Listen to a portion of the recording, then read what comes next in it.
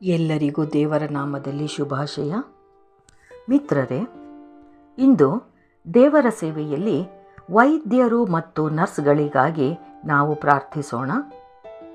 ಪ್ರಿಯ ಸಹೋದರ ಸಹೋದರಿಯರೇ, ಇಂದು ನಾವು ದೇವರ ಸನ್ನಿಧಿಯಲ್ಲಿ ಒಂದು ವಿಶೇಷ ಉದ್ದೇಶಕ್ಕಾಗಿ ಒಂದಾಗಿ ಸೇರಿದ್ದೇವೆ.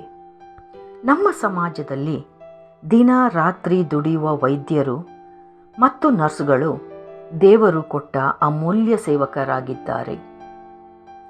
ಅವರು ಅನೇಕ ರೋಗಿಗಳಿಗೆ ಆರೈಕೆ ನೀಡಿ ನೋವಿನಲ್ಲಿರುವವರಿಗೆ ಧೈರ್ಯ ತುಂಬುತ್ತಾರೆ.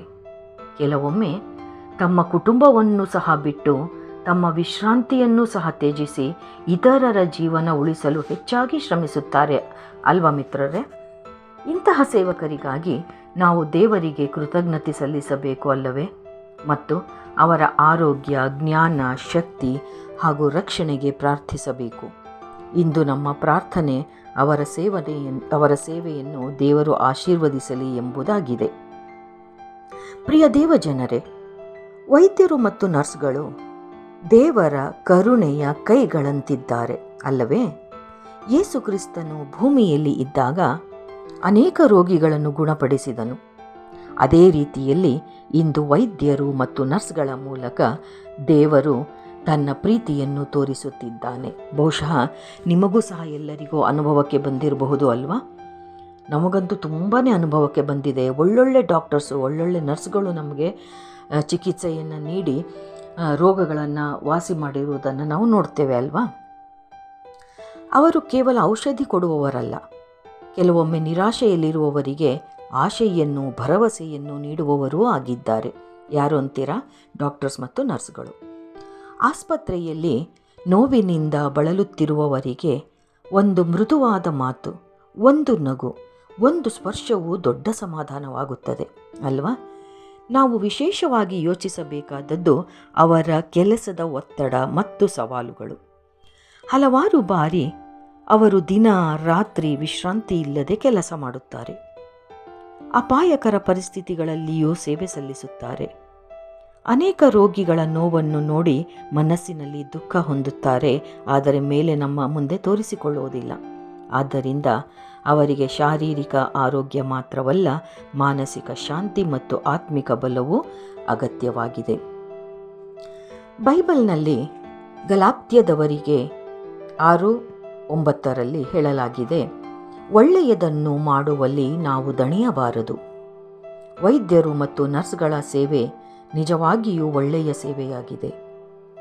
ಅವರು ದೇವರ ಪ್ರೀತಿಯನ್ನು ತಮ್ಮ ಕಾರ್ಯದ ಮೂಲಕ ವ್ಯಕ್ತಪಡಿಸುತ್ತಿದ್ದಾರೆ. ನಾವು ಅವರಿಗಾಗಿ ಪ್ರಾರ್ಥಿಸುವಾಗ ದೇವರು ಅವರಿಗೆ ಜ್ಞಾನವನ್ನು ನೀಡಲಿ, ಸರಿಯಾದ ನಿರ್ಣಯಗಳನ್ನು ತೆಗೆದುಕೊಳ್ಳುವ ಸಾಮರ್ಥ್ಯವನ್ನು ಕೊಟ್ಟಿರಲಿ ಮತ್ತು ಪ್ರತಿಯೊಂದು ರೋಗಿಗೂ ಕರುಣೆಯಿಂದ ಸೇವೆ ಮಾಡಲು ಬಲವನ್ನು ನೀಡಲಿ ಎಂದು ಬೇಡಿಕೊಳ್ಳಬೇಕು. ಇಂದು ಅನೇಕ ಆಸ್ಪತ್ರೆಗಳಲ್ಲಿ ಸಿಬ್ಬಂದಿ ಕೊರತೆ ಇದೆ. ಆದರೂ ವೈದ್ಯರು ಮತ್ತು ನರ್ಸ್ಗಳು ತಮ್ಮ ಕರ್ತವ್ಯವನ್ನು ನಿಷ್ಠೆಯಿಂದ ನೆರವೇರಿಸುತ್ತಿದ್ದಾರೆ. ಆ ಎಲ್ಲ ಸಮಸ್ಯೆಗಳನ್ನು ಅವರು ಕಿವಿಗೆ ಹಾಕೊಳ್ಳಲ್ಲ ಅಥವಾ ಮನಸ್ಸಿಗೆ ತಗೊಳ್ಳಲ್ಲ. ತಮ್ಮ ಕೆಲಸವನ್ನು ತಾವು ಮಾಡ್ತಾ ಹೋಗ್ತಾರೆ. ಕೆಲವೊಮ್ಮೆ ತಮ್ಮ ವೈಯಕ್ತಿಕ ಜೀವನದಲ್ಲಿ ಸಮಸ್ಯೆಗಳಿದ್ದರೂ ಸಹ ಇತರರ ಜೀವ ಉಳಿಸಲು ಮುಂದೆ ಬರುತ್ತಾರೆ. ಇದು ನಿಜವಾದ ತ್ಯಾಗದ ಜೀವನವಾಗಿದೆ ಅಲ್ವೇ? ಅವರ ಸೇವೆಯನ್ನು ನಾವು ಗೌರವಿಸಬೇಕು ಮತ್ತು ಕೃತಜ್ಞತೆಯಿಂದ ನೆನಪಿಸಿಕೊಳ್ಳಬೇಕು. ನಾವು ಕುಟುಂಬಗಳಿಗಾಗಿ ಸಹ ಪ್ರಾರ್ಥಿಸಬೇಕು. ಅವರ ಕುಟುಂಬದವರು, ಅವರೂ ಸಹ ತ್ಯಾಗ ಮಾಡುತ್ತಿದ್ದಾರೆ. ರಾತ್ರಿ ಪಾಳಿ, ತುರ್ತು ಕರ್ತವ್ಯಗಳು ಮತ್ತು ನಿರಂತರ ಒತ್ತಡದ ನಡುವೆಯೂ ಕುಟುಂಬಗಳು ಅವರನ್ನು ಬೆಂಬಲಿಸುತ್ತಿವೆ. ದೇವರು ಅವರ ಮನೆಗಳಲ್ಲಿ ಶಾಂತಿ, ಸಂತೋಷ ಮತ್ತು ಏಕತೆಯನ್ನು ನೀಡಲಿ. ದೇವಜನರೇ, ವೈದ್ಯರು ಮತ್ತು ನರ್ಸ್ಗಳು ಕೇವಲ ವೃತ್ತಿಪರರು ಮಾತ್ರ ಅಲ್ಲ, ಅವರು ದೇವರು ಕರೆಯಲ್ಪಟ್ಟ ಸೇವಕರು. ನಾವು ಇಂದು ಅವರಿಗಾಗಿ ಪ್ರಾರ್ಥಿಸುವಾಗ ದೇವರು ಅವರನ್ನು ರೋಗಗಳಿಂದ ರಕ್ಷಿಸಲಿ, ಅವರ ಕೈಗಳಿಗೆ ಗುಣಪಡಿಸುವ ಶಕ್ತಿಯನ್ನು ನೀಡಲಿ, ಅವರ ಹೃದಯದಲ್ಲಿ ಕರುಣೆ ತುಂಬಿರಲಿ ಎಂದು ಬೇಡಿಕೊಳ್ಳೋಣ.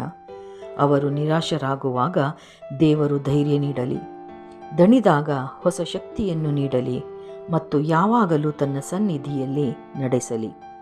ಹೀಗೆಂದು ನಾವು ಡಾಕ್ಟರ್ಸ್ಗಳಿಗೆ ಮತ್ತು ನರ್ಸ್ಗಳಿಗಾಗಿ ಪ್ರಾರ್ಥನೆ ಮಾಡ್ಕೊಳ್ಳೋಣ. ಅವರ ಮೂಲಕವಾಗಿ ಎಲ್ಲ ರೋಗಿಗಳು ಗುಣಮುಖರಾಗಲಿ ಎಂದು ಸಹ ನಾವು ಸ್ಮರಿಸೋಣ. ಇಂದು ನಾವು ವೈದ್ಯರು ಮತ್ತು ನರ್ಸ್ಗಳ ಸೇವೆಯ ಮಹತ್ವವನ್ನು ತಿಳ್ಕೊಂಡ್ವಿ ಅಲ್ವಾ? ಅವರ ಪರಿಶ್ರಮ, ತ್ಯಾಗ ಸಮಾಜಕ್ಕೆ ದೊಡ್ಡ ಆಶೀರ್ವಾದವಾಗಿದೆ. ದೇವರು ಅವರನ್ನು ಸದಾ ಕಾಪಾಡಲಿ, ಅವರ ಸೇವೆಯನ್ನು ಫಲಪ್ರದವಾಗಿಸಲಿ ಮತ್ತು ಅವರ ಜೀವನವನ್ನು ತನ್ನ ಕೃಪೆಯಿಂದ ತುಂಬಿಸಲಿ. ನಾವು ಪ್ರತಿದಿನವೂ ಅವರಿಗಾಗಿ ಪ್ರಾರ್ಥನೆ ಮಾಡುವಾಗ ಅವರನ್ನು ಸ್ಮರಿಸಿಕೊಳ್ಳಬೇಕಾಗಿದೆ. ನಾವು ಪ್ರಾರ್ಥನೆ ಮಾಡೋಣ. ತಾವೆಲ್ಲರೂ ನನ್ನೊಂದಿಗೆ ಕಣ್ಣು ಮುಚ್ಚಿ ಪ್ರಾರ್ಥನೆ ಮಾಡಿ. ಪರಲೋಕದ ತಂದೆಯೇ, ಇಂದು ನಾವು ನಿನ್ನ ಸನ್ನಿಧಿಯಲ್ಲಿ ವೈದ್ಯರು ಮತ್ತು ನರ್ಸ್ಗಳಿಗಾಗಿ ಪ್ರಾರ್ಥಿಸುತ್ತೇವೆ. ಅವರು ಮಾಡುವ ಸೇವೆಗೆ ಧನ್ಯವಾದಗಳನ್ನು ಸಲ್ಲಿಸುತ್ತೇವೆ. ರೋಗಿಗಳಿಗೆ ಆರೈಕೆ ನೀಡುವಾಗ ಅವರಿಗೆ ಜ್ಞಾನ, ಶಕ್ತಿ ಮತ್ತು ಸಹನೆಯನ್ನು ನೀಡು. ಅವರ ಕೈಗಳಿಗೆ ಗುಣಪಡಿಸುವ ಕೃಪೆಯನ್ನು ನೀಡು. ಎಲ್ಲ ಅಪಾಯಗಳಿಂದ ಅವರನ್ನು ಕಾಪಾಡು. ದಣಿದಾಗ ಹೊಸ ಬಲವನ್ನು ನೀಡಿ, ನಿರಾಶೆಯಲ್ಲಿರುವಾಗ ಧೈರ್ಯವನ್ನು ತುಂಬು. ಅವರ ಕುಟುಂಬಗಳನ್ನು ಆಶೀರ್ವದಿಸಿ, ಅವರ ಮನೆಗಳಲ್ಲಿ ಶಾಂತಿ ಮತ್ತು ಸಂತೋಷವನ್ನು ನೆಲೆಗೊಳಿಸು. ಅವರು ಮಾಡುವ ಪ್ರತಿಯೊಂದು ಸೇವೆಯಲ್ಲಿಯೂ ನಿನ್ನ ಪ್ರೀತಿ ಮತ್ತು ಕರುಣೆ ಪ್ರಕಾಶಿಸಲಿ. ಯೇಸು ಕ್ರಿಸ್ತನ ನಾಮದಲ್ಲಿ ನಾವು ಪ್ರಾರ್ಥಿಸುತ್ತೇವೆ. Amen, amen.